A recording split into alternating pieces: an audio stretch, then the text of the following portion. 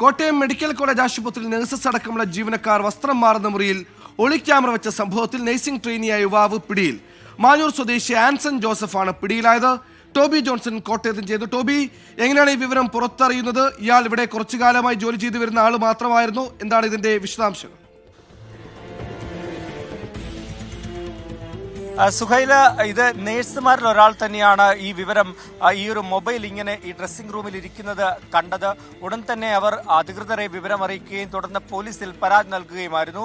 കഴിഞ്ഞ കുറച്ച് നാളുകളായി താൽക്കാലിക ജോലിയാണ് ഈ യുവാവ് ഇവിടെ ചെയ്തു വന്നത് എന്നാണ് നമുക്ക് മനസ്സിലാക്കാൻ സാധിക്കുന്നത്.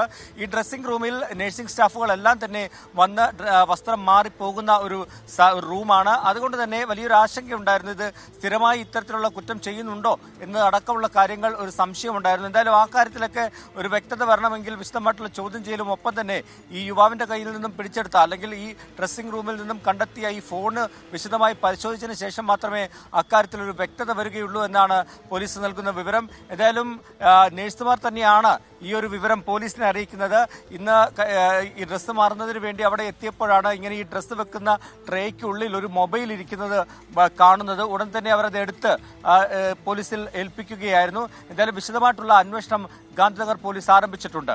സുഹൈൽ, ശരി, ടോബിയാണ് വിശദാംശങ്ങൾ നൽകിയത്. ഏറ്റവും വിലപ്പെട്ട വസ്തുവായി സ്വകാര്യത മാറുന്നു. എങ്ങും ക്യാമറകളാണ്. സദാ ജാഗ്രത വേണ്ട ഇടങ്ങളായി എല്ലായിടവും മാറുകയുമാണ്.